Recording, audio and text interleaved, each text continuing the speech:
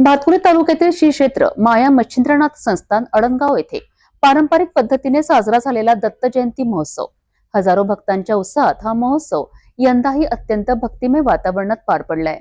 भातकुली तालुक्यातील अडणगाव, ज्याला आनंद नगरी म्हणून ओळखले जाते, हे स्थान मच्छिंद्रनाथ आणि गोरक्षनाथ यांची तपोभूमी असल्याने नाथपंथी साधू संतांची काशी मानले जाते.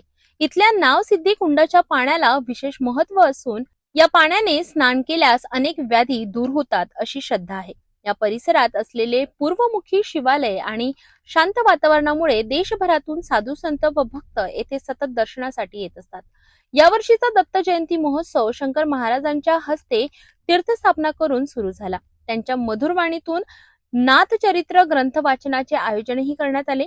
सकाळी 5 वाजता अभिषेक, 6 वाजता सामुदायिक ध्यान, तर सकाळी 9 ते 11 आणि दुपारी 3 ते 5 नाथचरित्र ग्रंथ वाचनाने भक्तिमय वातावरण निर्माण झाले होते. सायंकाळी 7 ते 8 वाजता भजन संध्यांनी परिसर दुमदुमून गेला. मंदिर परिसरात दिव्यांची रोषणाई करण्यात आली. यानंतर योगी पुंडलिकनाथ महाराज यांच्या हस्ते होम हवन व महापूजा पार पडली. महाआरतीच्या वेळी परिसरात भक्तांचा उत्सव ओसंडून वाहत होता. पालखी मिरवणूक सोहळा मोठ्या दिमाखात पार पडला. जिल्ह्याभरातून आलेल्या भजन मंडळींनी पालखीचे स्वागत केले. गावातील प्रत्येक घरासमोर श्रींचा फोटो व आकर्षक रांगोळ्या काढण्यात आल्या होत्या.